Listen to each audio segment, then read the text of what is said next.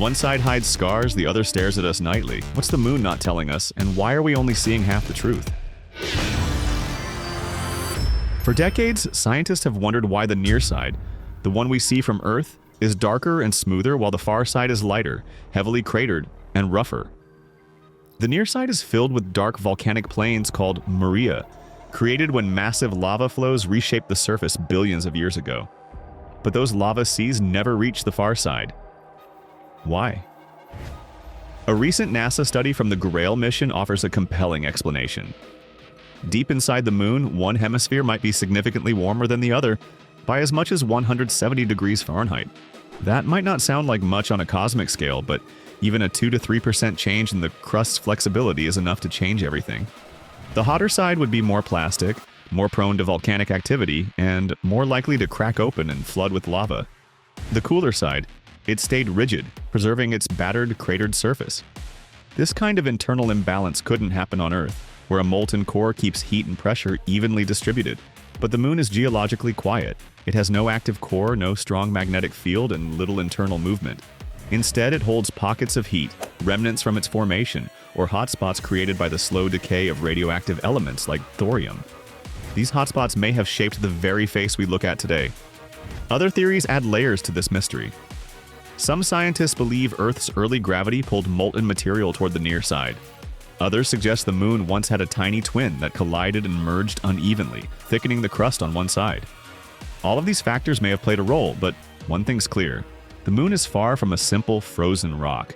It's a world shaped by fire and time, and we've only ever seen half the story. For most of human history, one half of the moon was completely unknown. People could map the stars, track the planets, even guess at Mars's seasons, but the moon? Half of it was pure speculation.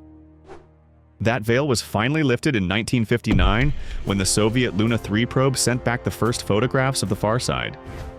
They were blurry, low-res, black and white, but they changed everything. It was the first time we saw what no one had ever seen, a lunar landscape hidden from Earth's view.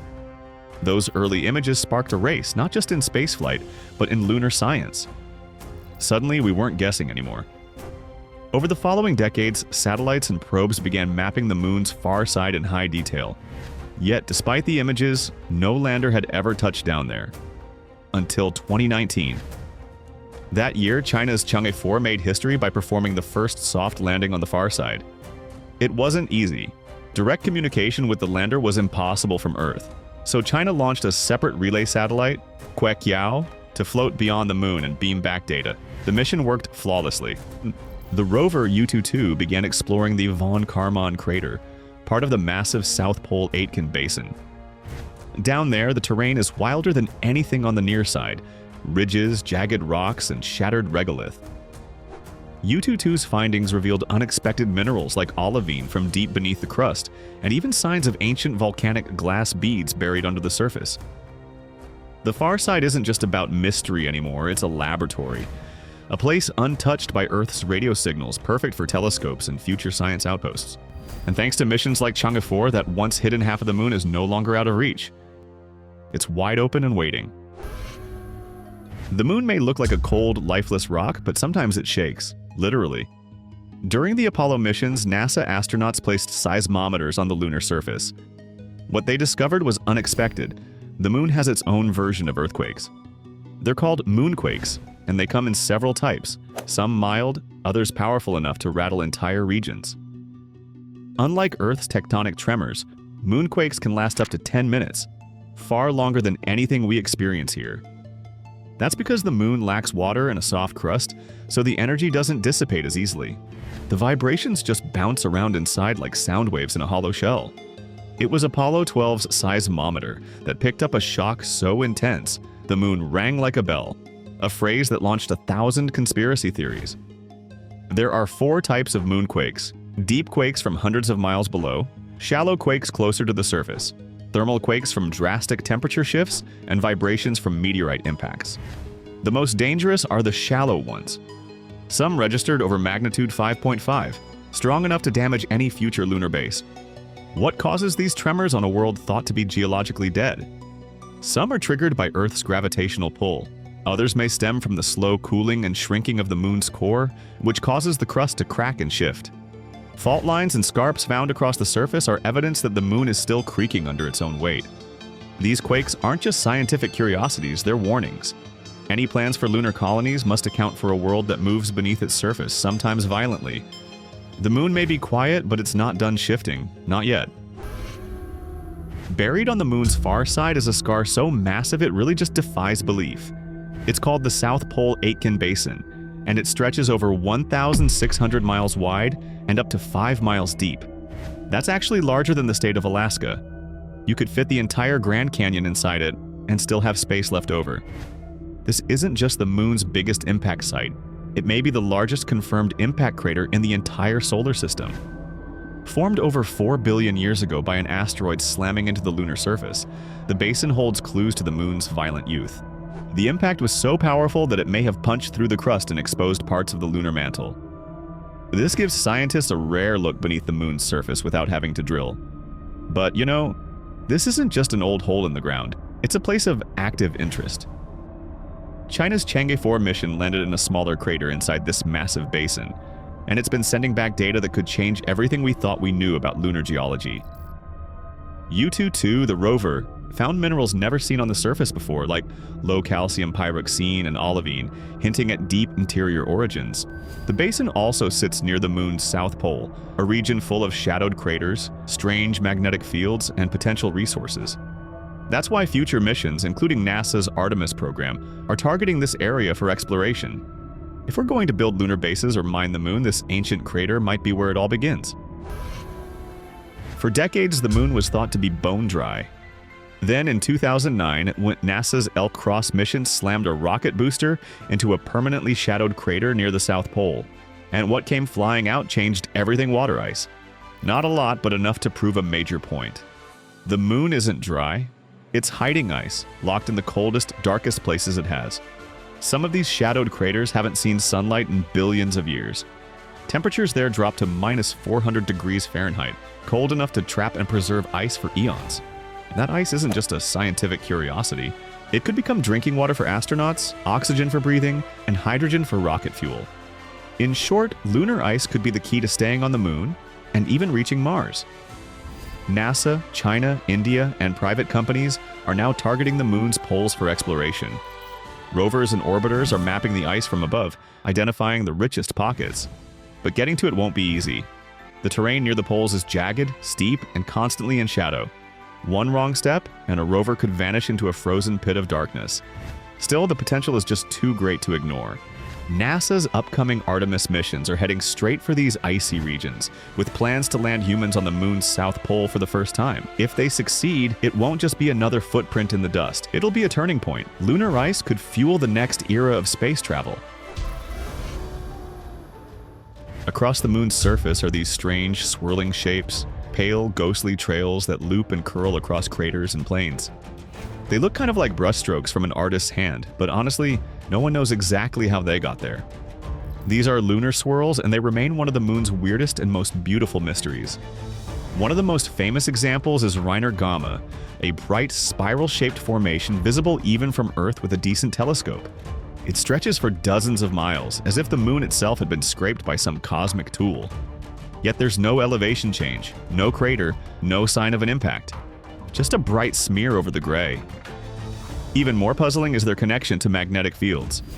Wherever these swirls appear, local magnetic anomalies follow. But the moon doesn't have a global magnetic field like Earth. These patches seem to exist in isolation, defying the way magnetism is supposed to behave on a dead world. Some researchers think the swirls are ancient scars left by comet impacts.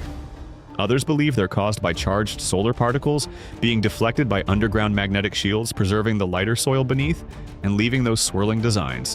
Whatever the explanation, these patterns are natural art, carved by forces we don't fully understand. They're more than just pretty spots. They could also teach us how space weather shapes airless worlds. And they hint that the moon still has secrets beneath its quiet surface. When the next generation of lunar explorers arrives, they may finally get to walk through these cosmic fingerprints and uncover the story written in their swirls. It all started with a strange echo. When the Apollo 12 mission intentionally crashed part of its spacecraft onto the moon in 1969, something bizarre happened. The impact sent seismic waves rippling through the lunar surface, and they just kept going. For nearly an hour, the moon vibrated, rang, and echoed like a struck bell. It wasn't just odd, it was honestly kind of eerie. And it gave birth to one of the strangest space conspiracies ever, that the moon might actually be hollow. Of course, NASA scientists had a much more grounded explanation. The moon's dry, brittle structure allowed seismic energy to bounce around without being absorbed like it would be on Earth. There's no water or soft rock layers to dampen the vibrations, so the energy just kept echoing. But that didn't stop wild theories from spreading. Soon, speculation exploded. Some claimed the moon was an artificial object, an enormous spacecraft, or maybe an alien observatory disguised as a satellite. The hollow moon theory picked up steam in fringe communities, fueled by unusual coincidences: the moon's perfect fit for solar eclipses, its oddly circular orbit, and the way its size and distance make it appear the same size as the sun from Earth. Others pointed to ancient myths. Cultures from Asia to the Middle East have stories about a time before the moon, suggesting it arrived later than Earth's other natural features. Combine that with strange anomalies, like mysterious lights seen from lunar orbit, or the unusually low density of the moon compared to Earth, and conspiracy theorists had everything they needed. Zoom in close enough on any blurry lunar photo, and someone somewhere will find a structure. A dome, a tower, a perfectly square shadow. Something that just doesn't quite fit with the natural chaos of craters and dust. Over the years, these strange shapes have fueled a wave of theories suggesting the moon may not be as lifeless or unoccupied as we think. These aren't just wild ideas from the internet's deepest corners. Ever since the Apollo missions, astronauts and scientists have faced speculation that they were hiding something. Some conspiracy theorists claim the far side of the moon, the hemisphere we never see, is home to massive artificial structures, bases, factories, even cities. They point to pixelated satellite images, strange lights, and symmetrical patterns as evidence that something unnatural is out there. Some claim that certain ridges or towers near the moon's poles are too geometric to be coincidence. And let's not forget the theory that the moon itself is a giant observation post, parked in orbit by beings we've never met. Scientists, of course, offer simpler explanations. Lens distortion, light angles, human pattern recognition, our brain's natural tendency to see meaning in randomness. What looks like a building from one angle often turns out to be just rock and shadow under closer inspection. Still, the lack of absolute clarity keeps the theories alive. Especially with private companies and foreign space agencies sending their own hardware to the moon, fresh images are constantly appearing online.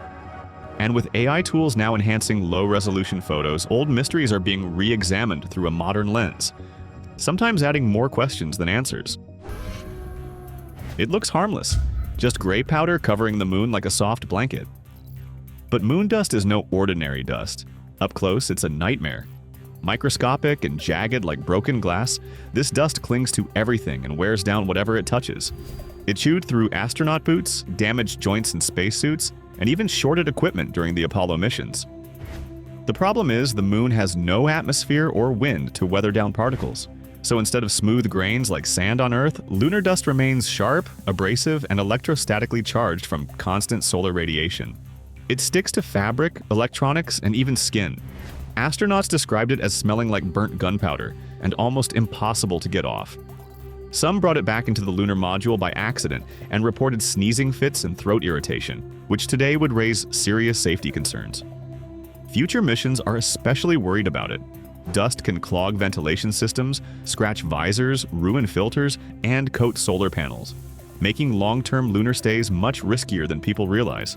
NASA and private companies are now developing special coatings, magnetic repulsion tech, and even dust-repelling boots to fight this invisible enemy.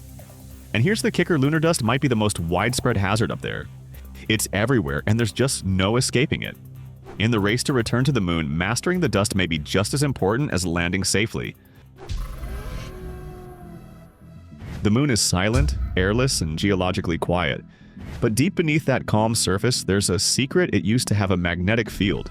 A strong one. Some of the rocks collected during the Apollo missions are magnetized, even though there's no global magnetic field today. That shouldn't be possible, yet here we are. So what happened? One leading theory is that early in its life, the moon had a molten core that churned just like Earth's does now. That movement created a magnetic field, possibly even stronger than Earth's at one point. But over time, the moon's small size caused it to cool and its core to solidify. With the movement gone, the magnetic field faded, like a machine shutting down. But not everything adds up. Some lunar regions still show odd magnetic patches. Places like Reiner Gamma, which seem to bend solar wind and resist space weather. And these fields aren't aligned like a typical north-south dipole. They're scattered, local, and puzzling. What causes them? Maybe metallic fragments from ancient impacts, or iron-rich materials buried deep beneath the surface. Or maybe it's something we haven't figured out yet. The moon's magnetism is still largely unexplored territory. Understanding this isn't just about solving a mystery. Local magnetic fields could one day protect lunar bases from solar radiation or interfere with delicate instruments. Either way, the moon's magnetic past still leaves a mark. It's a ghost of a force that once pulsed through a very different moon. While most of the world focused on Mars, China looked back at the moon and did something no one else had managed to pull off. In 2019, their Chang'e 4 mission became the first spacecraft in history to soft land on the far side of the moon. No direct line of sight to Earth, no way to radio home. To pull it off, China launched a separate relay satellite, Quirks, positioning it beyond the moon to bounce signals back to Earth. It was a bold move, and it worked. The lander touched down inside Von Karman crater, part of the gigantic South Pole Aitken Basin, and deployed the Yutu-2 rover. Since then, Yutu-2 has quietly explored uncharted terrain, beaming back high-resolution images and analyzing lunar soil with onboard spectrometers. It found minerals linked to the moon's deep interior and layers of volcanic activity that hadn't been recorded before. More missions followed. Chang'e 5 brought lunar samples back to Earth in 2020, the first since the Soviet Luna program, and Chang'e 6, launched more recently, has returned the very first samples from the far side of the moon. This is a scientific goldmine. These samples may hold clues to the moon's early history, including the processes that shaped both hemispheres. China isn't stopping there. Future Chang'e missions plan to test technologies for building lunar infrastructure, harvesting resources, and even preparing for a potential international base near the South Pole. For now, while much of the world debates getting back to the moon, China is already there. Digging in, mapping, and rewriting lunar history with every rover wheel that rolls forward. Long before rockets and rovers, people stared up at the moon and wondered what it was. To early civilizations, it wasn't just a glowing rock in the sky. It was a calendar, a god, a glowing eye watching the Earth. But as far back as 3,000 years ago, humans weren't just worshipping the moon. They were trying to map it. One of the earliest known lunar depictions comes from Babylon, carved onto a clay tablet. It's not a map in the modern sense, but it shows that ancient astronomers were already tracking the moon's movements and its phases. The Babylonians were able to predict lunar eclipses with surprising accuracy using only naked eye observations and some clever math. Fast forward to medieval Europe and you find early moon sketches in illuminated manuscripts. They were mostly symbolic, used to mark time or religious events. But they show something important. People were starting to see the moon as a place, not just a light in the sky. Then everything changed in 1609. That's when Galileo Galilei pointed his telescope at the moon. And what he saw shattered centuries of belief. His crude sketches revealed mountains, valleys, and shadows. The moon, once thought to be a perfect heavenly sphere, was flawed and scarred. It was a world. Galileo's drawings sparked a revolution. Suddenly, the moon wasn't just poetry, it was geography. After that, lunar mapping became a serious scientific pursuit. By the 17th and 18th centuries, detailed maps were being drawn using increasingly powerful telescopes. Astronomers like Johannes Hevelius and Giovanni Riccioli created charts naming craters, seas, and regions, many of which are still used today. Mare Tranquillitatis, where Apollo 11 landed, comes from those old Latin names, the Sea of Tranquility. Today we have laser altimetry, satellite scans, and full three-dimensional models of the moon. But it all started with a few pencil lines in a notebook, scratched out by candlelight. Those early maps were more than scientific curiosity. They were acts of imagination, the first steps in turning the moon from a mystery into a destination. The story of how the moon formed reads like a cosmic myth, but it's grounded in science, and it's more dramatic than you might think. For decades, the leading theory was that a Mars-sized planet named Theia collided with the early Earth over 4 billion years ago. The impact was catastrophic. Debris blasted into space, and some of it clumped together in orbit to form the moon. That's been the standard explanation. Until now. A newer idea, called the double impact theory, flips things around. According to this model, the moon didn't form from a single clean hit. It came from two violent collisions, possibly involving a twin of Earth that didn't survive. The first crash may have stripped Earth's early crust, while the second threw enough material into orbit to eventually form the moon. What makes this theory so compelling is that it helps explain certain puzzling details, like why Earth and the moon are made of almost identical materials, right down to their isotopes. There's still debate, of course. Scientists run supercomputer simulations trying to recreate what happened, adjusting impact angles, rotation speeds, and chemical compositions. And every new moon rock sample gives more data. But what's clear is the moon wasn't just born, it was forged in chaos. And without that event, Earth's evolution and even life itself might have turned out very differently. We've been to the moon before, but now we're going back, for good. NASA's Artemis program is aiming to land the first woman and next man on the moon's surface, not as a one-time event, but as the first step toward a permanent human presence beyond Earth. The target? The moon's south pole. It's one of the most promising locations in the entire solar system, packed with deep shadowed craters that may hold frozen water and sunlight that touches mountain peaks for months. It's the perfect place to set up camp. Artemis missions will test new landers, spacesuits, nuclear power systems, and the construction of habitats designed to survive the brutal lunar night.